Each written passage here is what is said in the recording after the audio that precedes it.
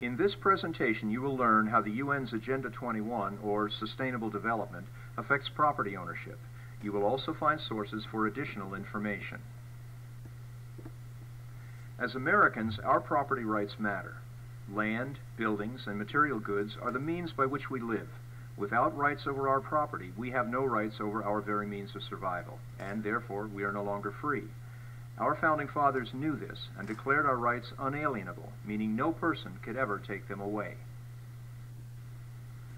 So critical are property rights that our Constitution protects them in the Fifth Amendment. No person shall be deprived of life, liberty, or property without due process of law. Individual rights and freedoms are two elements that make America exceptional. Not all nations think that way.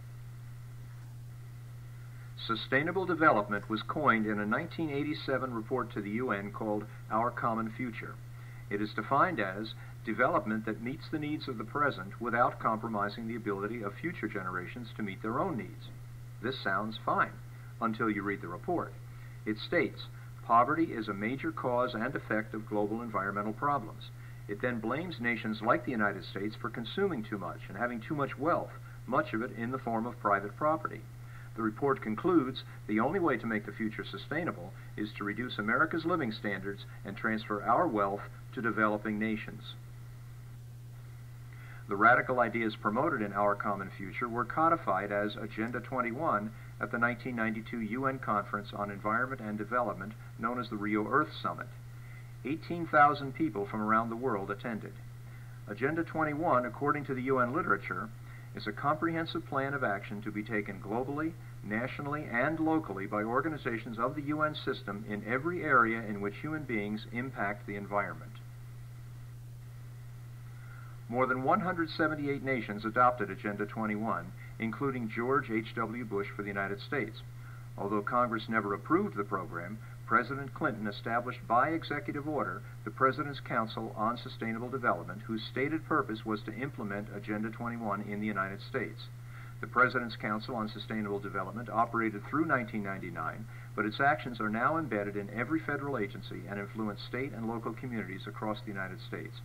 President Obama's Executive Order 13575 created the White House Rural Council, which further authorized every federal agency to oversee all food, fiber, and energy needs for all rural sustainable communities in America. The UN groups use the terms sustainable development and Agenda 21 interchangeably. Most people never heard of Agenda 21, and here's why. J. Gary Lawrence is a world leader in smart growth.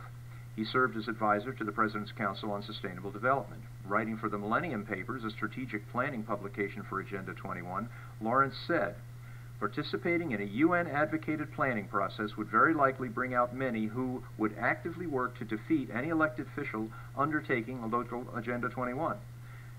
So we can call our process something else, such as comprehensive planning, growth management, or smart growth. And they have. Agenda 21 uses fuzzy names that blanket it in environmental causes like smart growth, open spaces, historic preservation, just to name a few. Regardless of the name, the intention is to remove this, which is now called urban sprawl, and replace it with this.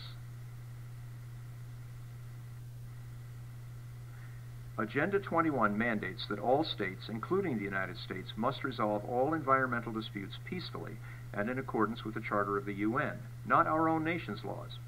Our Constitution says that man's rights are inherent to his nature as a man and as such are unalienable. This is in direct opposition to the UN Declaration, which holds that man's rights are granted by other men and therefore they can be taken away by men. Sustainable Development's political agenda originates in the UN's founding documents. This is not surprising, since many of the nations represented needed a point of agreement to rally around. The UN Charter provided that. Whereas our Declaration of Independence protects our citizens and their labor, the UN Declaration grants government the authority to withhold your property for the good of the community. To implement sustainable development in the United States, unalienable rights such as the right to property must be eroded or struck down altogether. The authors of Agenda 21 said it will affect every area of all human life grouped according to three objectives: equity, economy, and the environment. By defining these terms vaguely, a litany of abuses in states, counties, and local communities has resulted. By rubber stamping preconceived plans, using manipulative visioning and consensus sessions to create the appearance of public buy-in, and acquiring grants from sources with questionable motives, the entire process of implementing sustainable development policies is suspect. Social equity means using the law to restructure American life. The authors of sustainable development knew their objectives would clash with those of the average U.S. citizen. Therefore, to achieve their objectives, they called for a shift in attitudes. The premise of sustainable development is that individual human wants, needs, and desires must conform to the views and dictates of the planners. Harvey Rubin, executive member of ICLEI, has said that individual rights will have to take a back seat to the collective in the process of implementing sustainable development. The next E is economy. Remember, Agenda 21's core purpose is the international redistribution of wealth and the creation of public-private partnerships.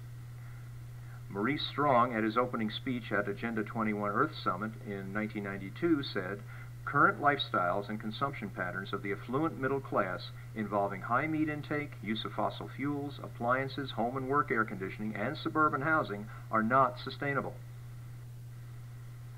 According to Agenda 21's preamble, the developmental and environmental objectives of Agenda 21 will require a substantial flow of new and additional financial resources to developing countries.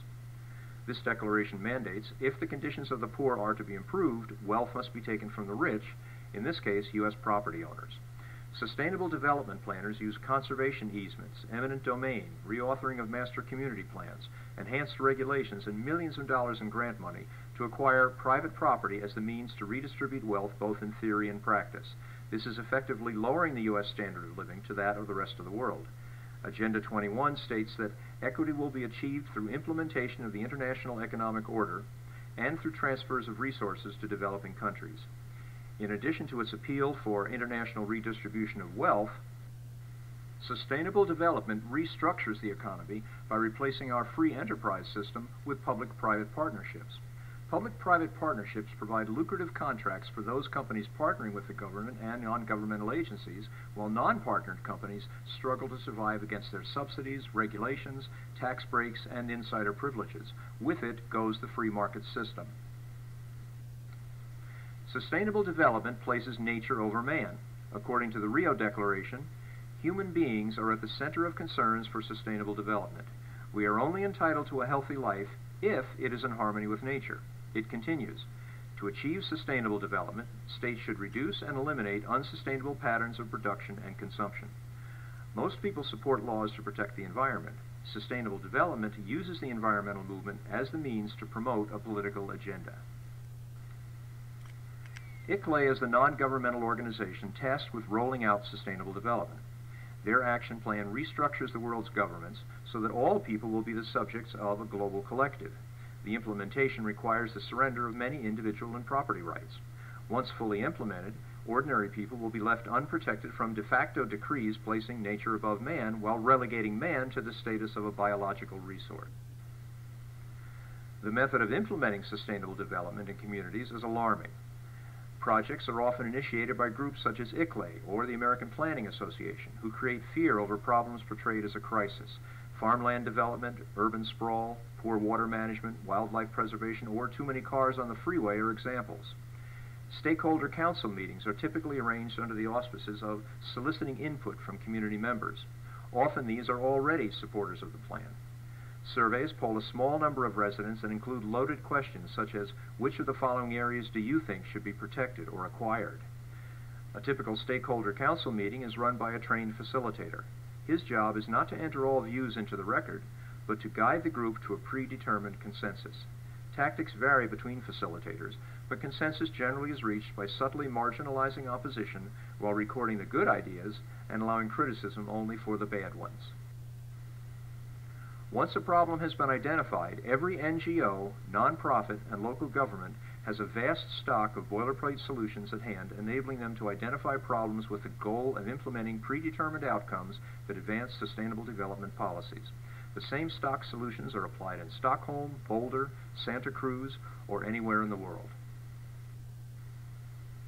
ICLEI, whose mission is to help local governments implement sustainable development, has worldwide offices, and operates in over 600 U.S. communities.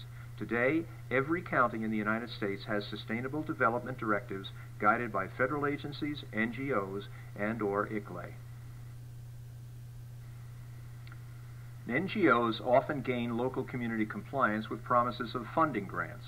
Their list of money sources is impressive and includes the Nature Conservancy, the Sierra Club, the National Audubon Society, the American Planning Association, and the National Teachers Association. Over 2,000 NGOs are accredited by the United Nations for the purpose of implementing sustainable development in America. They receive massive tax advantages from the IRS. This map shows the UN's vision for our country's land use when sustainable development is fully implemented. The black areas are where humans will be permitted to live. Sustainable development is a plan for global control using land and resource restriction, social transformation through education, and other programs. The land use element of sustainable development calls for 2 action plans designed to reduce or eliminate private property: the Wildlands Project and Smart Growth. Upon implementation, all human action is subject to control. Since all things ultimately come from natural resources on rural lands, the transfer of the land from citizen to government control will make it easy for government and its partners to control what we have, what we do, and where we go. The rural land use embodied in the Wildlands Project is tied to its urban counterpart, Smart Growth. As human beings are barred from rural land, there will be a concentration of human activity in urban areas. Through Smart Growth, the infrastructure is being created for a post-private property era in which human action is subject to the centralized government planning.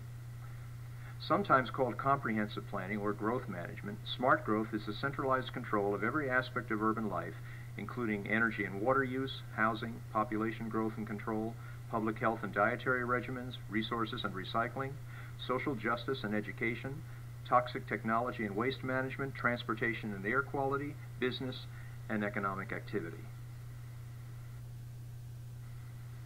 Citizens are becoming aware. Commissioners in Carroll County, Maryland abolished the Office of Sustainability. Spartanburg, South Carolina, Las Cruces, New Mexico, New Rochelle, New York, Amador County, California, Carver, Massachusetts, and dozens of other communities are either pulling out or pushing back against ICLEI, the American Planning Association, and Smart Growth. There is a lot you can do. Learn more. Google Agenda 21, Sustainable Development. Challenge claims that we're losing open space and the notion of economic justice. Demand planners reveal sources of statistics, surveys, and crisis claims. Join groups in your area. Find your representatives' names and educate them. And demand political candidates say no to sustainable development. Recruit your friends and neighbors to get involved and hand out flyers. Our local communities are in peril because a small group seeks to convince us that unless we surrender our property and freedoms, unless we subsume our individual rights to the good of the community, the planet will not survive. Yet this is a false choice. For over 200 years, Americans have protected our planet, our nation, and our liberties. As communities, we can pull together to create our own plans to improve the environment without the control of international groups and the seductive lure of easy federal grants. Together we can save our environment and keep our rights and freedoms. Working together is the real choice. Here are some resources for you to check for further information. Thank you.